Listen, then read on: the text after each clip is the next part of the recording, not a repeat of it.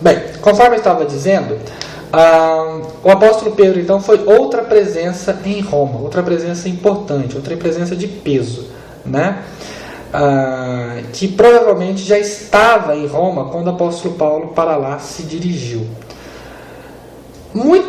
Aqueles protestantes, não os protestantes mais tradicionais da linha protestante, como luteranos, calvinistas, mas um protestantismo um pouquinho mais, como se pode dizer, mais fundamentalista do século XIX, XX para cá, chegou a negar a presença do apóstolo Pedro em Roma, dizendo que o apóstolo Pedro nunca esteve em Roma.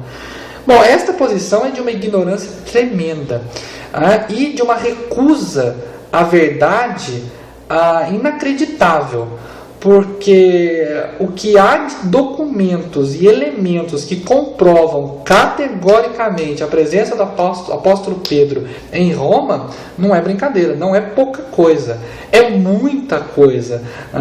Falar que tudo isso foi maquinação da Igreja Católica para mentir, para enganar o povo é de uma pobreza de raciocínio sem tamanho.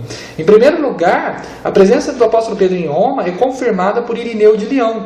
Irineu de Leão, que havia sido discípulo de Policarpo, que havia sido discípulo de São João Evangelista.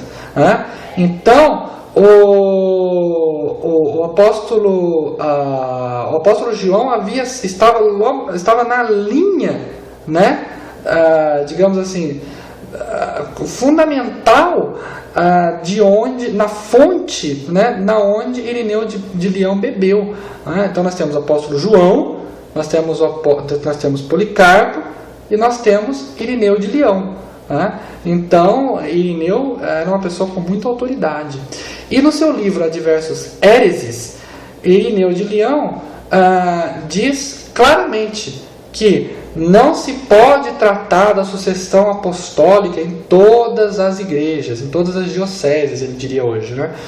Mas sim daquela que é a mais importante, a de Roma. E começa dizendo que o primeiro chefe da comunidade, ou seja, o primeiro bispo da comunidade romana foi Pedro, depois Lino, Cleto, Clemente, e aí ele segue até o bispo de Roma da sua época, até o papa da sua época, né? Se não me engano foi Eleutério, mas eu não estou certo agora deste nome, mas salvo engano Eleutério era papa em Roma na época em que Irineu de Leão escreveu o seu Adversos Héreses.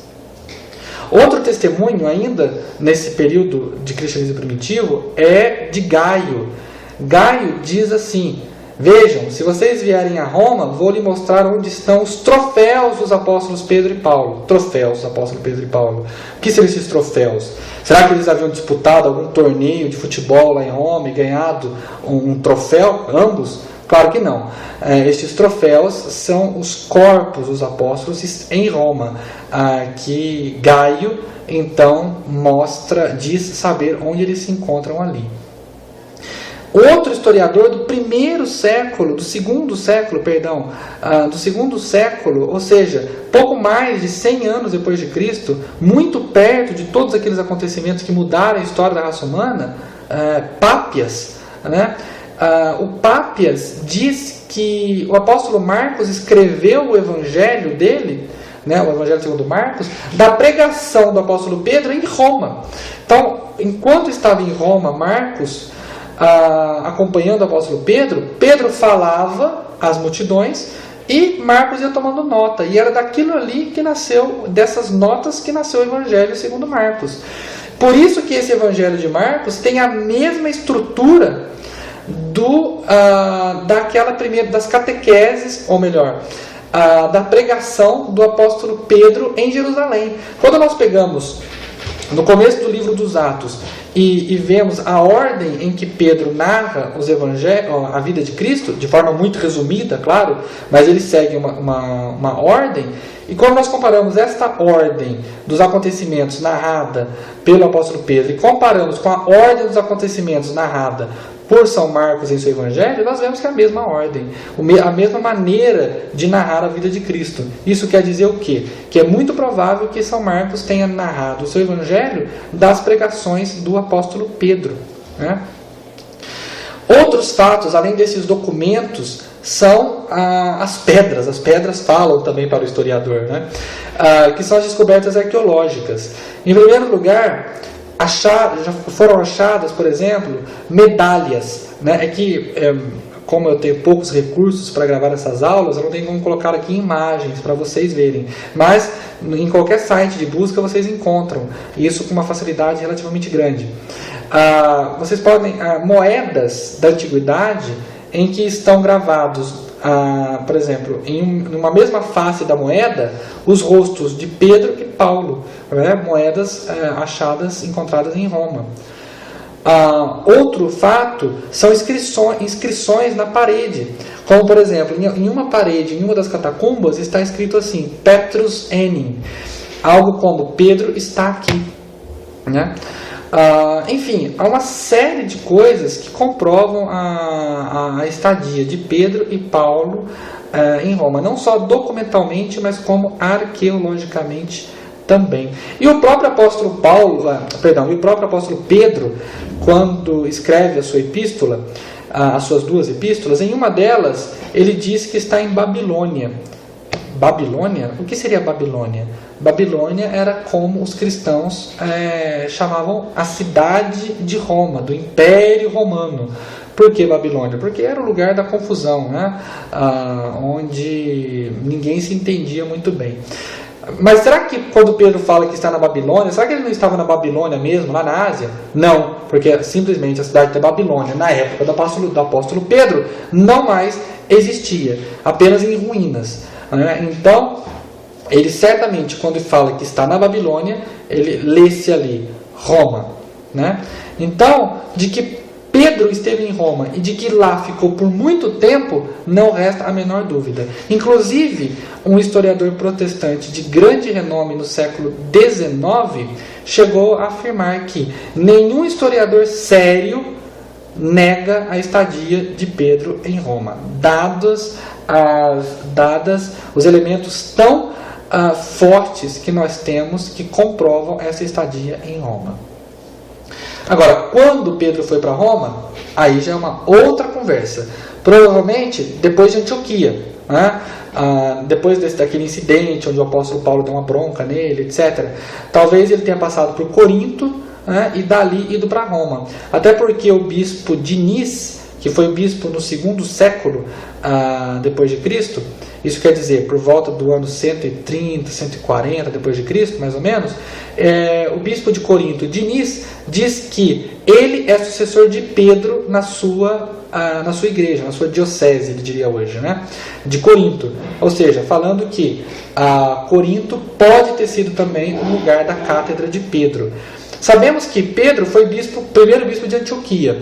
Segundo Diniz, bispo de Corinto, um bispo que viveu naquela época do cristianismo primitivo, Pedro também foi o primeiro bispo de Corinto. Então, talvez Pedro tenha sido primeiro bispo de Corinto, ele foi certamente o primeiro bispo de Antioquia, talvez tenha sido o primeiro bispo de Corinto e certamente foi primeiro bispo de Roma.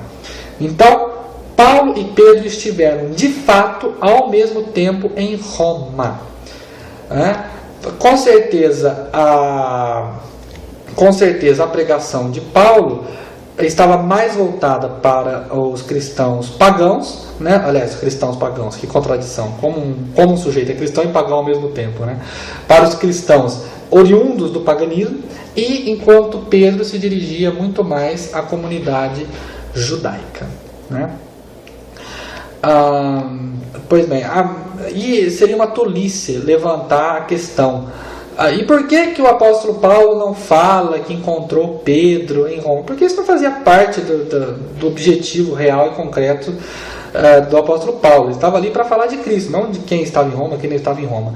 Até porque o apóstolo Paulo jamais iria imaginar que quase 2000 anos depois da existência dele, alguém iria colocar em xeque algo que fosse tão óbvio assim, né? Mas mesmo assim, outras pessoas, após Paulo, prevendo que alguém colocaria isso em xeque, deixaram bem documentados estas provas de que o apóstolo Pedro esteve em Roma, né? Muito bem. Lembrando que os antigos não tinham essa preocupação com a história. Lembra na primeira aula que eu disse que que São Lucas, quando escreve o livro dos Atos, ele não tem uma preocupação histórica, como nós entendemos a história de maneira acadêmica, não. Ele tem uma preocupação de narrar os atos dos apóstolos, a história dos apóstolos, mas isso tem um profundo sentido de cristianização e não de matar a curiosidade das pessoas. Então eles não tinham esta intenção quando eles escreviam. Por isso o apóstolo Paulo não narra a estadia de São Pedro em Roma. Bem, quando o apóstolo Paulo chega em Roma, então, ele é calorosamente recebido pela comunidade que estava lá, né? Lembrando que o apóstolo Paulo tinha ido porque ele deveria ser julgado por César. Ele tinha feito essa apelação enquanto ele estava em Cesareia, ainda lá na região da Palestina, né? Então, estava sob custódia militar. Estava sob prisão domiciliar, para usarmos um termo mais moderno.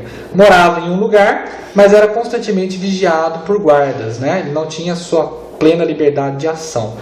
Mas mesmo assim, mesmo não tendo uma liberdade plena, ele tinha uma liberdade relativamente grande. Podia receber quem quisesse, podia ser visitado por qualquer pessoa, e chegou a influenciar muita gente lá. Fez um trabalho excepcional de difusão do cristianismo enquanto esteve em Roma, né? Mesmo preso, então, nós vemos este zelo do apóstolo Paulo pela conversão dos que não eram cristãos. E tendo conseguido até mesmo conversões na casa de César, né? Lembrando só que o César, nessa época, César é um nome genérico, né? Todos os imperadores romanos eram chamados de Césares. Depois de um tempo também serão chamados de Augustos, mas considerados como Augusto, né? Mas em geral se chamavam de César. Então, o César nessa época era Nero, né? E mesmo lá, entre os mais próximos de Nero, havia já pessoas tocadas pela semente evangélica. Também o segundo Papa, ou seja, o segundo bispo de Roma, Lino, fez parte deste círculo de pessoas próximas ao apóstolo Paulo. E em Roma, Paulo continua escrevendo as suas cartas, as suas famosas cartas de cativeiro, né? Cartas de cativeiro porque ele está preso, está em correntes, como se dizia então. E é aqui que termina a narrativa dos livros de Atos, com Paulo nesta prisão em Roma, em sua prisão domiciliar, num período em que ele ainda gozava de relativa liberdade. Bom, agora agora acabou tudo que a Bíblia nos narra, foi tratado até aqui. Agora, indo para as outras fontes históricas, nós vamos continuar a história do Paulo, traçando o seguinte: o apóstolo Paulo, então, foi posto em liberdade de sua prisão domiciliar, né? É claro que ele aproveitou isso para evangelizar, né? Era o que ele mais amava fazer, viajar e evangelizar era o seu lema. Então, ele foi até a Espanha, visitou comunidades na Ásia Menor, escreveu as suas cartas pastorais, dizendo como que os líderes das comunidades cristãs deveriam se comportar e agir, né? Escreveu deste tempo também a Epístola aos Hebreus. Aliás, uma nota de rodapé aqui, não há dúvida de que esta Epístola aos Hebreus, que foi colocada logo após o restante das cartas escritas por São Paulo, né? Não há dúvida que esta carta tenha sido ditada em aramaico pelo apóstolo Paulo, né? Enquanto alguém ia ouvindo em aramaico e escrevendo em grego. É provável que não tenha sido o próprio apóstolo Paulo que escreveu, mas era algo muito comum naquela época, e o apóstolo Paulo já havia feito isso com outras epístolas suas, que era o escritor narrava e o escrivão ia escrevendo, propriamente dito, aquilo que o autor da obra estava ditando, né? Então, a Epístola aos Hebraicos, me perdoe, me perdoe um deslize. A Epístola aos Hebreus deve ter sido composta desta maneira, com a diferença de que, enquanto Paulo ditava em aramaico, o seu escrivão compunha a obra em grego, né? E isso é muito claro para quem sabe grego pelo estilo que é muito diferente utilizado ali naquela epístola aos hebreus. Esses hebraicos hoje está difícil, hein? Naquela epístola aos hebreus. Contudo, nós podemos perceber ali o jeito de falar, de se expressar é muito típico da maneira que o apóstolo Paulo utilizava para falar, nas suas cartas, por exemplo. E é muito típico de alguém que recebeu a mesma formação do apóstolo Paulo, aquela formação oral e profunda, e uma pessoa que conhece profundamente a história de Israel. Então, é certeza que o apóstolo Paulo tenha sido mentor desta epístola, né? Um mentor direto, né? Embora talvez ele não tenha escrito de próprio punho. Bem, lá naquelas regiões de Troia, lá da Ásia Menor, no mesmo lugar em que o apóstolo Paulo tinha tomado a decisão de partir para a Europa, de partir para o Ocidente, de levar o cristianismo para outras regiões do mundo, sair um pouco ali da Ásia. A Ásia ainda estava apertada para o cristianismo, né? Estava ficando apertado, o cristianismo deveria se expandir. Então, naquela mesma Troia, naquela mesma região, onde um macedônio havia ali aparecido em uma visão, chamando para a Macedônia, ali naquele mesmo lugar ele foi preso uma segunda vez. Porém, agora o apóstolo Paulo não gozou das mesmas facilidades e dos mesmos privilégios que ele tinha tido até então, que ele tinha tido durante a sua primeira prisão. Durante a sua primeira prisão foi tudo muito fácil, talvez seja a palavra incorreta, mas foi tudo muito mais humano. Agora não. Agora a coisa parecia ser um pouquinho mais pesada. O regime de Nero já tinha mudado. Nero agora, nesta época, era o mesmo Nero que havia mandado matar a mãe e matado seus principais colaboradores, entre eles o filósofo Sêneca, né? Não matado de próprio punho, mas infernizado tanto a vida dessas pessoas a ponto delas preferirem o suicídio do que ficar do lado do tirano, né? E a perseguição que Nero tramou contra os cristãos, e nós vamos falar dessa perseguição na próxima aula. A perseguição tramada por Nero foi severíssima, né? E Paulo ficou dessa vez preso, detido em uma prisão, nada de prisão domiciliar. Ele ficou provavelmente numa daquelas prisões imundas, onde não entrava ar, infestada de animais, subterrâneas lá em Roma, né? Essa perseguição de Nero infelizmente causou algumas apostasias, algumas pessoas abandonaram a fé cristã, o que deve ter causado grande dor aos apóstolos, né? E como cidadão romano, o apóstolo Paulo foi conduzido a uma determinada região, onde ele foi decapitado. Foi condenado à pena de morte, então, depois de algum tempo, e decapitado na Via Ostiense, né, onde hoje se ergue a igreja chamada São Paulo Fora dos Muros, uma belíssima igreja dedicada ao apóstolo Paulo, construída no lugar onde ele sofreu o seu martírio. Só uma nota de rodapé: era uma honra muito grande, um privilégio poder receber a pena de morte pela decapitação, rápida, indolor, enfim. Apenas cidadãos romanos tinham este privilégio. Os demais passavam por todo tipo de humilhações imagináveis, como flagelações, crucifixões, serem jogados às feras, que vai ser muito comum isso no futuro, né?